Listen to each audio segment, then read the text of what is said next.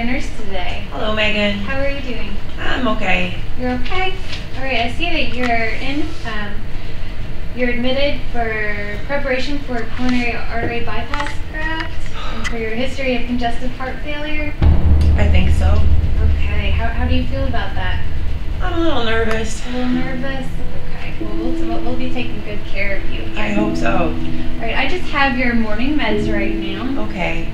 I see you're on Aricept 5 milligrams, and I am?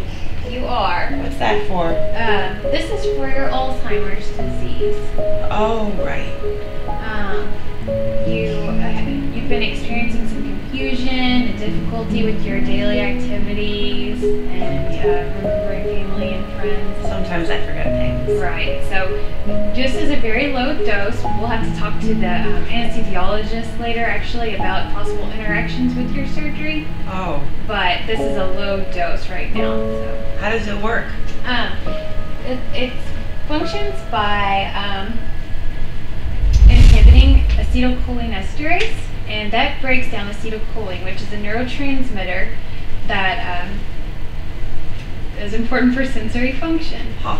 Aricept is not a cure for Alzheimer's, but it can help to improve the symptoms that you've been experiencing. That sounds good. Okay, here you go. Thank you. It's important to take this medicine at the same time each day as prescribed, and it can be taken with or without food. So, here's your drink. Thank you. Okay. And the common side effects are nausea, diarrhea, insomnia, vomiting, muscle cramps, fatigue, or loss of appetite. So just let me know if you experience any of those, okay? I hope not. I know, me too. That sounds terrible. Okay. And, let's see here. Is there anything else I can do for you?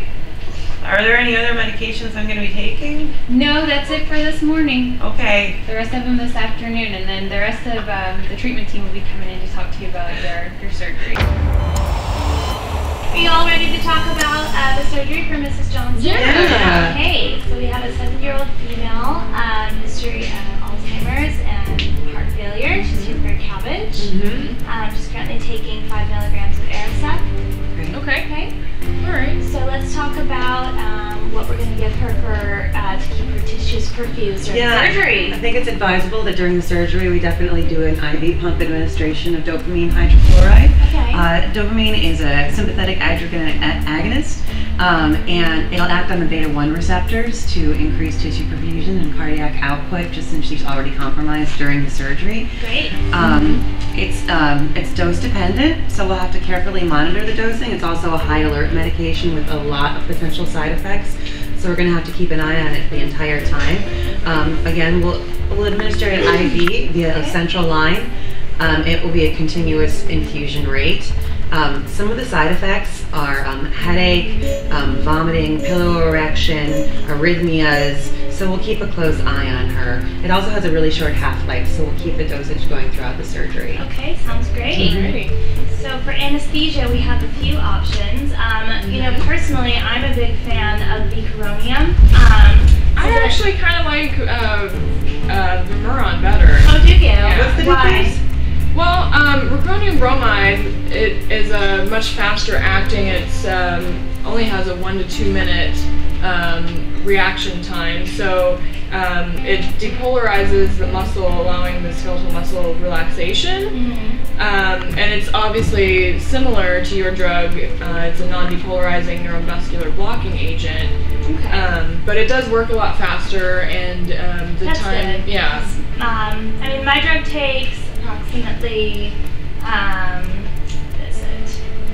it begins working in about 4 minutes. Okay. So the time, I mean, 1 to 3 minutes when, you know, less time under anesthesia, the better. Right. In all circumstances. Yeah. And I guess they both last about the same amount of time, 30 to 60 minutes. So. Is she on any antibiotics? Not at the moment, which is a good thing, because when you give these drugs with high doses of antibiotics that have their own neuromuscular blocking effects, it can potentiate the effects of the bicuronium and the procuronium. Right. So we gotta be mindful for that. Double check. What about any anti-seizure medications? I know that can lead to respiratory depression and paralysis if they're taken together. Right. No, I don't think so. Okay. All right. Great. So I guess we've decided we're going to give her dopamine and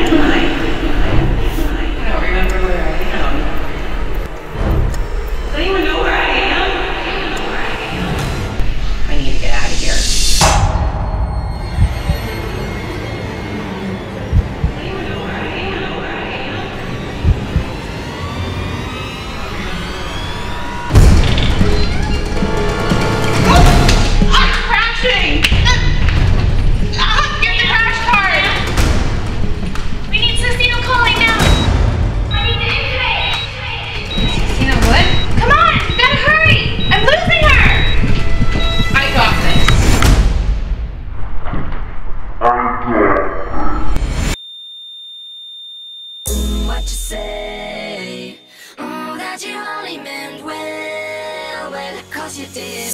What you said. Jason Derulo. That it's all for the best, because it is.